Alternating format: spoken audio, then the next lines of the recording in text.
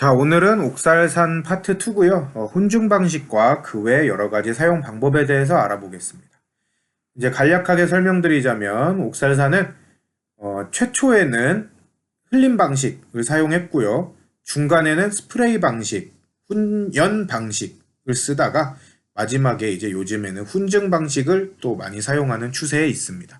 자, 이제 옥살산을 제일 처음 사용한 방식이 흘림 처리 방식입니다.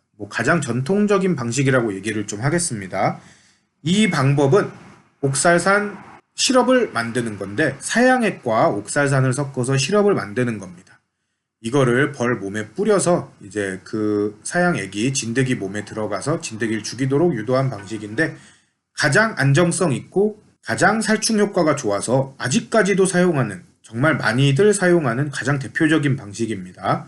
자, 그런데 옥살산 이렇게 안정성이 있는데 옥살산 훈증 방식이 왜 나왔냐를 보시면은 이제 읽어보겠습니다. 기존의 옥살산 흘림 처리 방식은 두 가지 문제점이 있었다고 해요.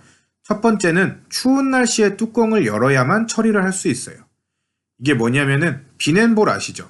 이제 써보신 분들은 아실 텐데 봉구를 형성할 때 뚜껑을 열어서 벌 몸에다가 구제 액을 흘려주는, 그게 바로 비넨볼이라는 약재였는데 옥살산 시럽도 똑같은 방법으로 사용을 합니다. 따라서 이제 추운 날씨에 뚜껑을 열어야 돼서 벌한테 조금 해가 갈 수 있다, 이런 게 있었고요.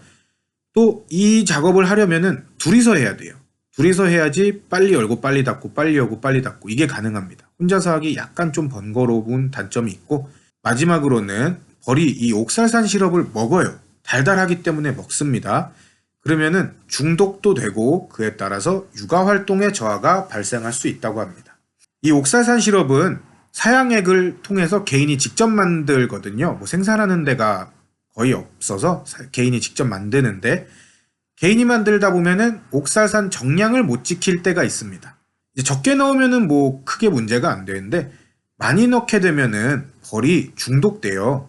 옥살산 시럽은 이제 얼마나 많이 뿌리냐가 아니라 얼마나 정량을 지켜서 뿌리냐가 진드기 살충의 기준이 되는 건데, 옥살산이 시럽에 너무 많이 들어갔을 때 벌이 먹게 되면은 이제 이런 육아 활동의 저하가 발생할 수 있다는 단점이 있었습니다. 자, 이런 단점을 극복하기 위해서 가장 최근에 나온 게 훈증 방식입니다. 이 훈증 방식은 나온 지는 정확하게 얼마나 됐는지 저도 모르겠어요.